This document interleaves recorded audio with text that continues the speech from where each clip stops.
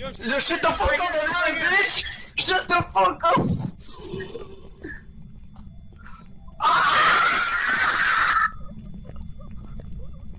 Oh no, dude, get the fuck out! Get out, he died. He died, he killed Frenchie.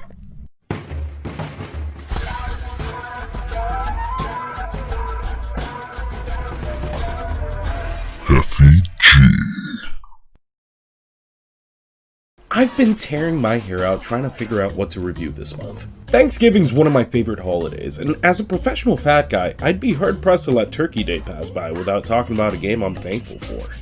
There's a lot of games out there worthy of thanks, and I had a couple nominees before I settled on the spooks. At first I wanted to talk about Max Payne 2 and how the world was a better place since Sam Lake got to make a meta sequel to the original Max Payne.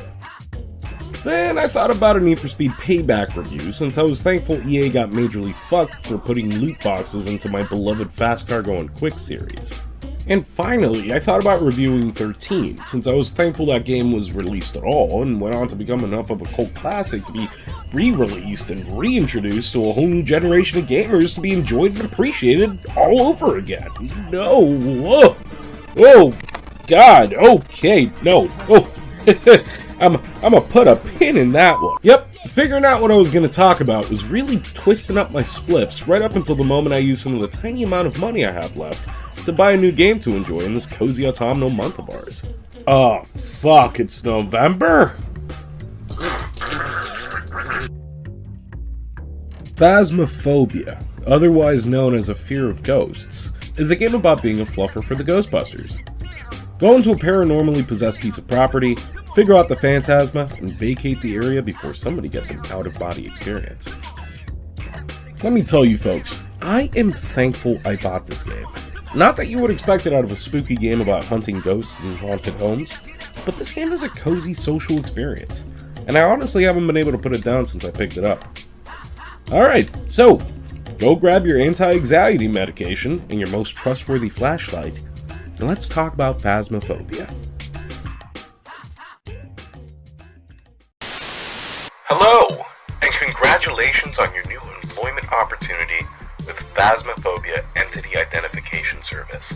As a company, we pride ourselves on our prompt identification of hostile spirits for expedient extermination by our associates at Ghostbusters LLC. Our two companies have a close and beneficial working relationship, but remember, before you put yourself at risk, you are not a Ghostbuster. While we are trained in deciphering the subspecies of hostile spirit in a location, you are not advised to attempt to remove the entity from its home. The best kind of horror game is the kind with a creepypasta-style origin story. The kind of game you find on an unmarked Nintendo cartridge at a garage sale. The kind of game you'd find unceremoniously posted on a low-traffic forum post somewhere. A game made by one dude and released on Steam with little to no fanfare. Phasmophobia is the third option there, by the way. The game was made by a single-person team, Kinetic Games, with the express purpose of creeping people the hell out. To that effect, this game is actually pretty effective. As soon as you enter a haunted area, there's this hardcore droning that starts permeating in your ear holes. You'd think that this gets annoying after a while, and you'd be right. But it actually works in the game's favor in terms of adding atmosphere. Your objective in the game is to work with the crew to figure out what kind of hostile entity is haunting a location before that entity starts snapping necks. The droning works to elicit a sense of dread to walking around a spooky location, and it makes it feel kind of like diving into shark-infested waters every time you walk into this haunted locale. And since the ghost locks a door whenever it starts hunting down players, you feel a small tinge of relief whenever you get to step out of the house to go grab equipment from the van, or if you get picked to sit around and watch cameras away from the action entirely. The cheapest way to scare is through the ears, and Phasmophobia loves to lick the ear canals.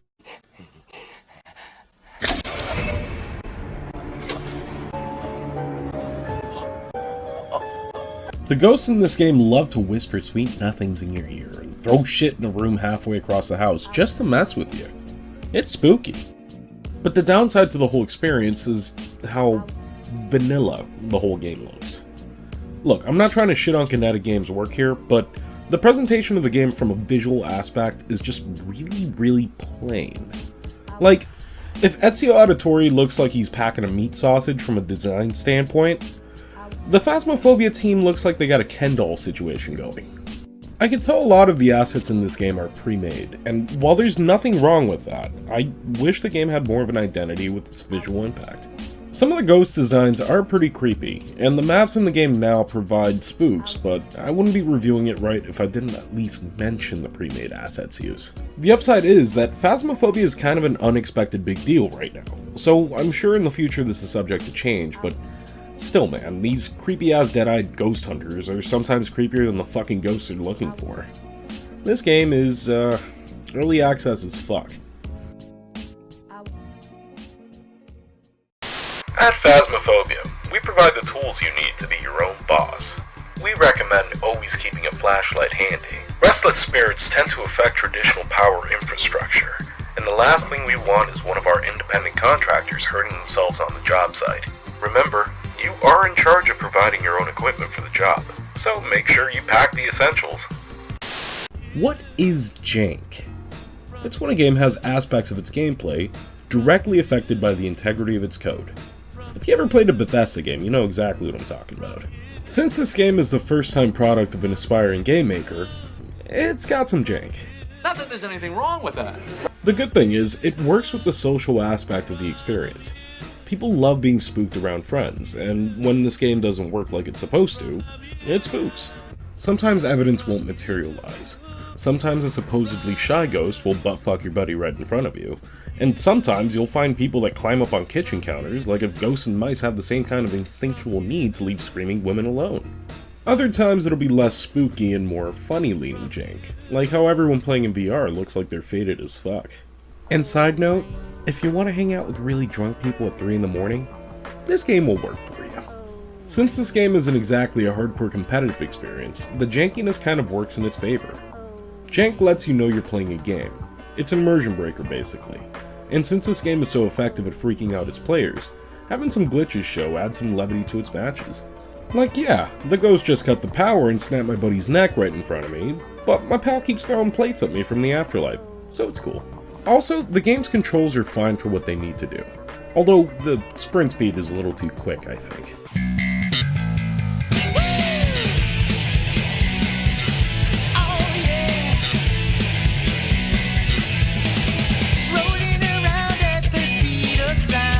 It controls like a basic first-person action game, and with the need to exit the property to pick up more equipment from the van, it gives matches a flow that I haven't really seen in any other multiplayer game.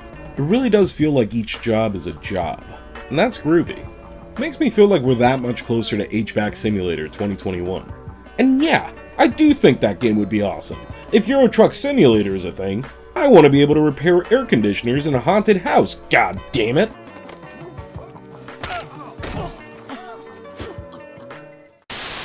We're ready to believe you.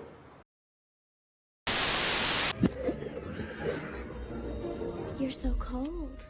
Yeah, but it saves in the heating though. Phasmophobia is a scary game. Through its sound design, clever use of darkness, and unpredictability of its hostile ghosts, it's pretty good at keeping players on edge even after a couple dozen hours. But honestly, since you're usually in a room with a bunch of strangers cracking nervous jokes, the horror game aspects become secondary to the experience. This game is actually a co-op detective game, and believe it or not, that's the main factor for its addictive loop. Other multiplayer games usually devolve into frantic affairs that have everyone freaking out trying to stay alive. But since Phasmophobia is a horror game, it uses the downtime between scares to disarm players really effectively. A usual match in Phasmophobia starts off with players picking up equipment from the van to try to determine where the ghost's favorite room is, and then bringing in other equipment to try to decipher the kind of spirit you have to deal with. Items like the thermometer or EMF reader will help you find the Spectre's safe space, while items like the handheld radio and ghost journal will help you determine the kind of Casper you contend with. Whilst you're doing all this, it isn't like the ghost is going to be breathing down your neck all the time. Sometimes you won't even see the damn thing until 10 minutes into the match. This flow gives the team a lot of time to just talk and corroborate on the ghostie's identity. Some of the best parts of this game can center around trying to coax a shy ghost to pop up for a picture opportunity, trying to determine what kind of ghost just killed your buddy with one piece of evidence figured out, And hearing somebody yell from outside the building you're investigating that Dorothy Garcia is one thick-ass bitch. Dorothy Garcia, you are one thick-ass bitch.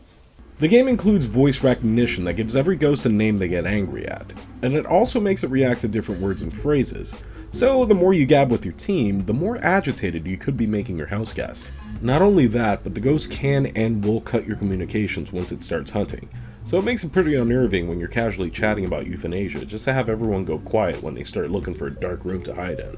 And believe me, I can talk all day about euthanasia, don't get me started. Maybe we should just save it. We'll save it for next time, yeah. because the ghost is an actual threat to your well-being, you are still on edge during every game. But since you're trying to find clues and figure out something as a team, it's a chill game to play between bouts of more high-energy multiplayer experiences. The game includes a progression system and persistent money for your character, and since each ghost varies on their behavior, you never really know if you're going to make it out with your investment. So, if you got a thing for spending your nights figuring out whether a ghost is a bitch or not, here's your chance. Run! She's a ghost and a bitch! If your on-hand light source starts flickering, drop everything and find a safe place to hide. Spiritual entities affect electromagnetic frequencies when they start hunting. The company advises you find a room with a door that you can shut behind you, and if you have a preferred deity, now is the time to ask it for help. Failing that, some contractors have expressed that positive vibes can also help to survive the night. Phasmophobia is a terrific proof of concept at the moment. As a game, it's pretty friggin' bare bones, but with a $15 price point, it doesn't exactly have to set the world on fire. Either way, Kinetic Games are already adding new maps and features to the game, so I'm hoping it isn't going to fade away like a frisky phantom. But this early into its lifespan, it's anyone's guess. We've all been going a little stir-crazy this year, and this game is a fun way to kill time if you're in the mood to chat with strangers on the internet. Just watch out for the haunted dick pics. The industry term for them being Spectre Peckers. Thanks for watching, everybody! Hey everybody, I just hit the 280 subscriber mark. I want to thank every single one of you guys out there that subscribe to my channel. I'm so appreciative. I do want to give 3 special shoutouts. I want to give a shout out to Spiky24. I want to give a shout out to Herbert Pocket, and I want to give it a shout out to Gunnet Gamer. Thank you to you 3, and thank you to everyone else. Catch you guys on the next one.